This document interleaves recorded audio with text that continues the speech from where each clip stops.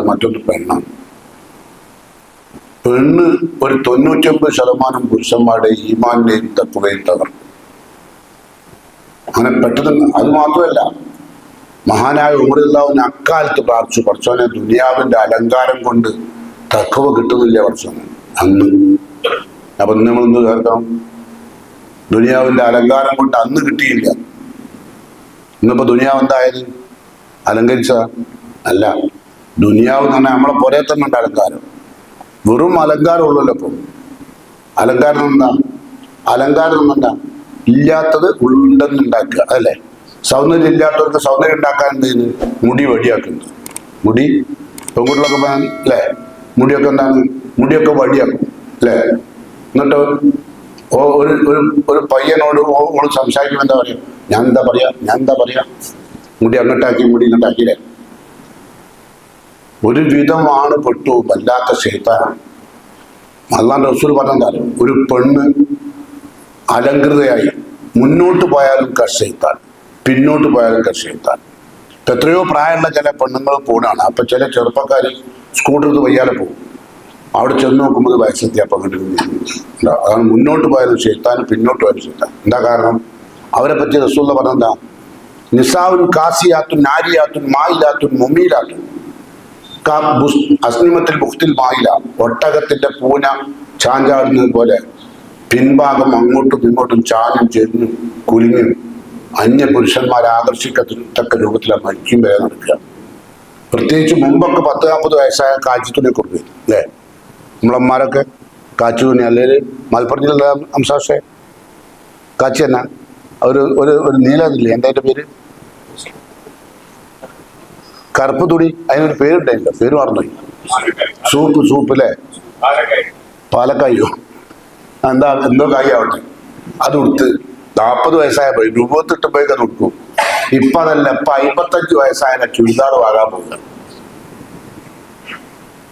തന്നെ മോള് പറഞ്ഞു കൊടുക്കുന്ന ഉമ്മനെ ജാമാറ്റ് മാറ്റിക്കുന്ന എല്ലാ വീട്ടിലും പെൺകുട്ടികളാണ്. നിങ്ങൾ നോക്കണ്ടി, നിങ്ങൾ എന്തിനാ അങ്ങനെ നടക്കുന്നത്?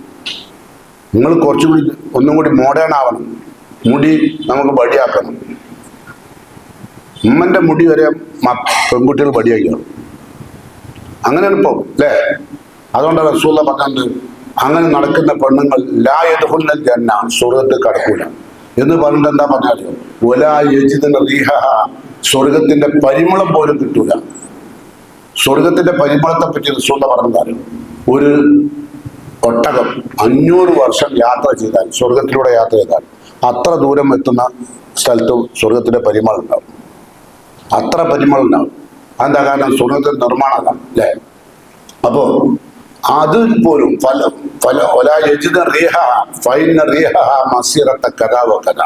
സ്വർഗത്തിന്റെ പരിമളം 500 വർഷം ഒരു ഒട്ടക യാത്ര ചെയ്താൽ എത്ര ദൂരത്തും അത്രയും ദൂരത്ത് വരെ സ്വർഗത്തിന്റെ പരിമളം. അതുപോലും കിട്ടാത്ത പെണ്ണുങ്ങളാണ്.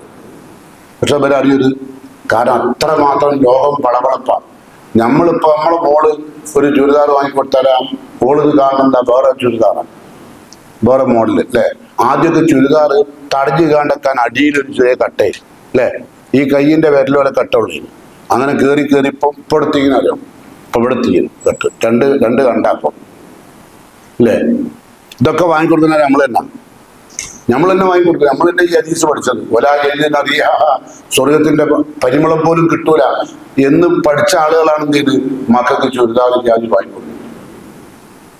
അപ്പൊ എങ്ങനെയെങ്കിലും സ്വർഗത്തിൽ കയറാനുള്ള പരിപാടി കേട്ടോ. അതുകൊണ്ട് സ്വർഗം നമ്മൾക്ക് കിട്ടണമെങ്കിൽ എന്ത് വേണം? എന്ത് വേണം? അതിന് ദുനിയാവ് എന്താന്ന് പഠിക്കണം. ദുനിയാവ് പഠിപ്പിക്കട്ടെ. ഞങ്ങളെ ദുനിയാവ് ഇപ്പൊ പഠിച്ചു കൊടുക്കുക, അല്ലേ? കിട്ടിയാ കിട്ടി. ഇപ്പൊ മിക്കവാറും ഞാനും നിങ്ങളൊക്കെ വിചാരിക്കുന്നത് കിട്ടിയാ കിട്ടി പോയാ പോട്ടെ. അത് KKPP ഒക്കെ ഇവിടെ കിട്ടിയാ കിട്ടി പോയാ പോയേ. അത് ഇവിടെ ദുനിയാവ് മരിച്ചു കഴിഞ്ഞിട്ട് പിന്നെ KKPP പറഞ്ഞ കാര്യമില്ല. കുടുങ്ങി വല്ലാത്ത കുടുക്കാട്ടോ. നരകത്തിലേക്കവിടെ എത്തിയാലേ, നരകം തന്നെ നമ്മളെ കാത്തിക്കുക. ആരെ? തമ്മാടിയെ കാണാൻ ഖുർആൻ പറഞ്ഞില്ലേ? വൈദ സമയൂ, അവരെ കണ്ടാൽ കേൾക്കുക. നിനക്ക്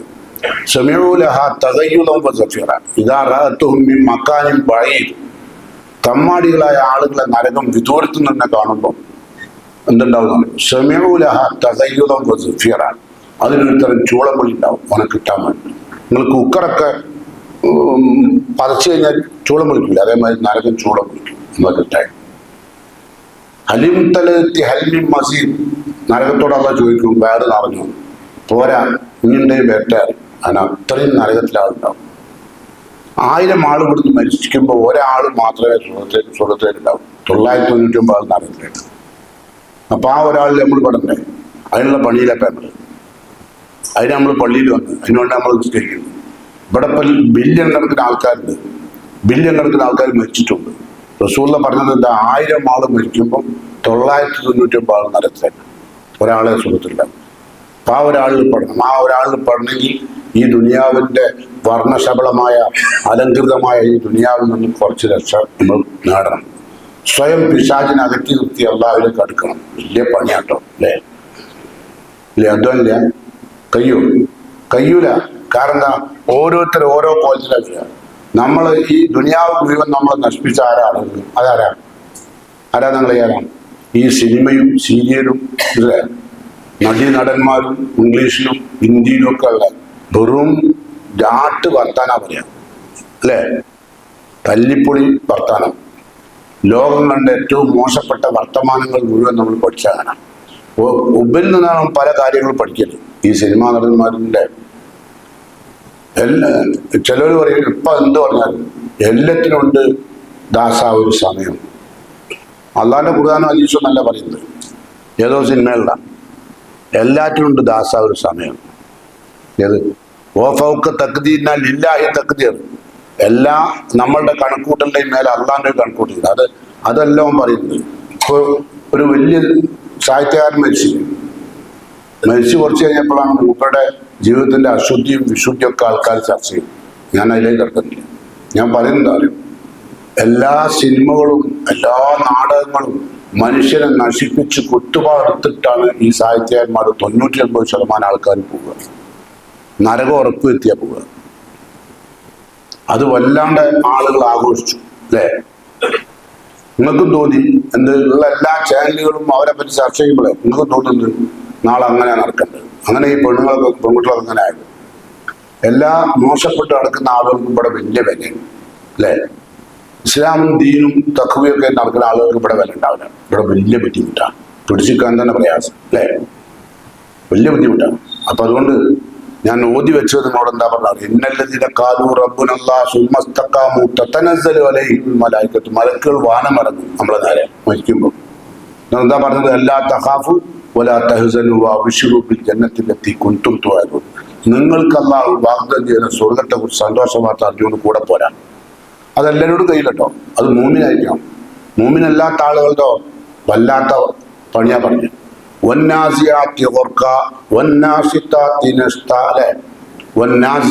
ഊരിയെടുക്കുക, ജസദിൽ നിന്ന് റൂഹിനെ ഊരുക, അതാണ് വന്നാസിയാത്ത്. എങ്ങനെ? ഓർക്കൻ ഉള്ളിലേക്ക് മുങ്ങി തപ്പിക്കുന്നു. അത് ശരീരത്തിന്റെ എല്ലാ ഭാഗത്തേക്കും മുങ്ങി തപ്പി റസൂലുള്ളാഹി വിശദീകരിച്ചു.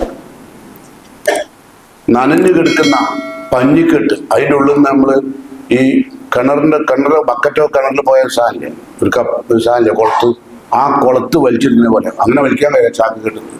അപ്പൊ ഇങ്ങോട്ട് വലിക്കും, അങ്ങോട്ട് കിട്ടും. അതാണ് വന്നാസിയാത്തി ഓർക്ക.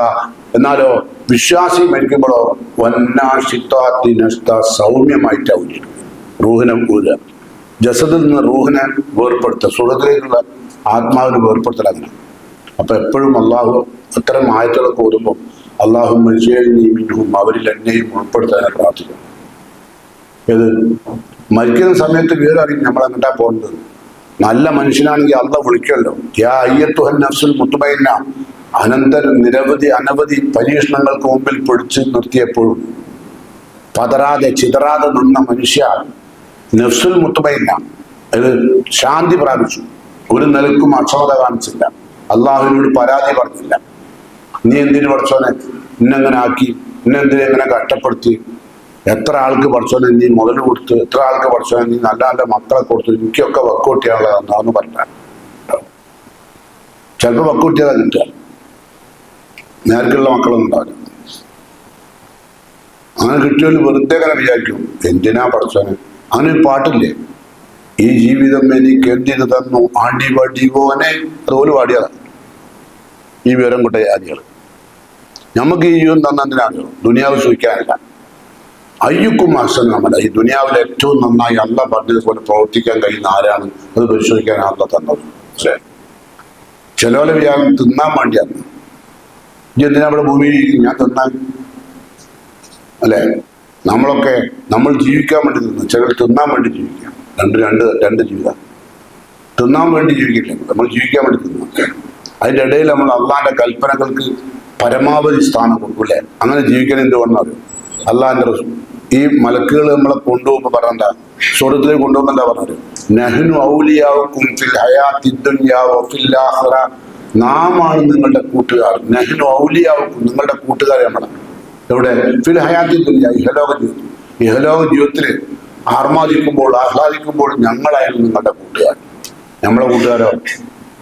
നമ്മൾ ദുനിയാവിൽ ആനന്ദിക്കുമ്പോഴും ആഹ്ലാദിക്കുമ്പോഴും നമ്മളെ കൂടുള്ള ശൈത്താനായിരിക്കും അല്ലേ? അതുകൊണ്ടാണ് ഉലായിക ഹിസ്ബു ശൈത്താൻ പറയുന്നത്.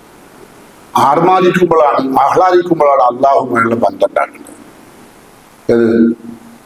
അതിന്റെ അർത്ഥം തീരെ ആഹ്ലാദിക്കേണ്ടെന്നോ ആനന്ദിക്കേണ്ടെന്നൊന്നുമല്ല, ഒക്കെ വേണം. പക്ഷെ എല്ലാം എന്ത് വേണം? അതിൻ്റെ ഒരു ലിമിറ്റ് ഉണ്ട്, അവിടെ നിൽക്കണം. അത് നിൽക്കുമ്പോൾ എല്ലാവരും ഇഷ്ടപ്പെടില്ല. പ്രത്യേകിച്ച് പുതിയ തലമുറക്ക് കൺട്രി ഫെലോ എന്നാ പറയാം. ഒരു കൺട്രി ഫെലോ ആണ് നമ്മളെ വാപ്പാണ്. എന്താ കാരണം? ദീനുണ്ടായിട്ടോ, ദീനില്ലേ നമ്മളെ വാപ്പ അടിച്ചുപൊളി വാപ്പ, സൂപ്പർ വാപ്പ അല്ലേ? അടിപൊളി വാപ്പ. ഇപ്പൊ എല്ലാവരും അനങ്ങിയാ പറയാം അടിച്ചുപൊളി വാപ്പ, അടിച്ചുപൊളി ഉമ്മ. നേരെ മറിച്ച് ഉമ്മ കാച്ചു കൊടുത്താലോ കൺട്രി ഫെലോ.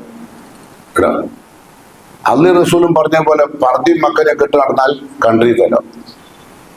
നേരെ മറിച്ച് ചുരിദാറെ കെട്ടാലോ super sister, super mother, super father അല്ലേ? എല്ലാവർക്കും അങ്ങനെ. നിങ്ങളെന്താ പറഞ്ഞത്? കോളേജിൽ നിന്നൊക്കെ പ്രിൻസിപ്പാൾ പറയും ബാപ്പനെ കൂട്ടി കൊണ്ടുവരാൻ. ഇപ്പൊ ബാപ്പ വളരെ വലിയ മുന്തിയ ഡ്രസ്സ് കൊണ്ടുവന്ന ആളല്ലെങ്കിൽ ബാപ്പനെ കൂട്ടില്ല, ചെറിയ ഓട്ടോ ഡ്രൈവറെ കൊണ്ടുവരും.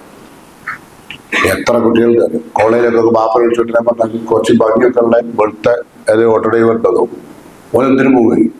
ഇവിടെ ആരെയും ഉണ്ടെങ്കിലും തിരിച്ചേട്ടോ. ചിലപ്പോൾ ഓട്ടോ ഡ്രൈവർമാർ ഇതിൽ പോയാലുണ്ടാവും. ചിലപ്പോൾ ഓട്ടോ ഡ്രൈവറുടെ ബാപ്പായിട്ട് ആരുടെയും ബാപ്പായിട്ട് പോയാലുണ്ടാവും. ഞാൻ ഓലെ കണ്ടൊന്നും പറഞ്ഞല്ല. പറയുമ്പം ചിലപ്പോൾ ഏറും മോറും ഒത്തുപോകും. നമ്മൾ ഇതിൻ്റെ ഏറും നമ്മളെ മോറും ഒന്നിച്ചു വന്നാൽ ഒത്തുപോകും. അങ്ങനെ